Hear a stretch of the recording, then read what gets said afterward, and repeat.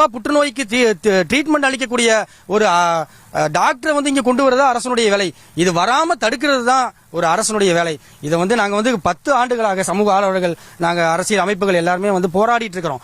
போராடுங்கிறத தாண்டி இப்ப நம்ம ஏற்கனவே நிறைய நாங்க இதுக்குண்டான மனுக்களையும் இதுக்குண்டான கோரிக்கைகளையும் அரசுக்கு வச்சிருக்கிறோம். அதையும் தாண்டி இன்னைக்கு நான் வந்து நின்று பேசிட்டு இருக்கக்கூடிய ஒரு சூழல் என்ன சூழல்னா, என்னுடைய தாயார் இதே காவிரி நீரை குடித்து நாங்களாம் வளர்ந்தவங்க தான். என்னுடைய தாயார் இந்த பாதிப்புனால கேன்சர்னால பாதிக்கப்பட்டு, உணவு குழாயில கேன்சர்னால பாதிக்கப்பட்டு இறந்திருக்கிறாங்க.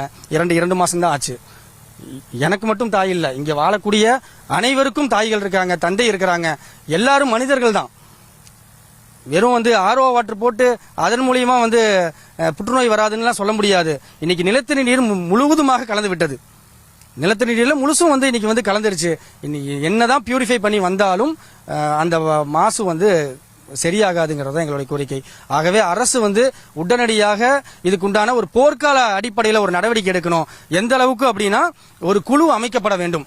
ஒரு உச்சநீதிமன்ற நீதிபதியினுடைய தலைமையில ஒரு குழு அமைக்கப்பட்டு இதை வந்து விசாரிச்சு இதுல வந்து பாதிக்கப்படக்கூடிய மக்களுக்கு வந்து நிவாரணம் வழங்கணும். அதே போல இதை வந்து முழுவதுமாக தடுக்கணும்.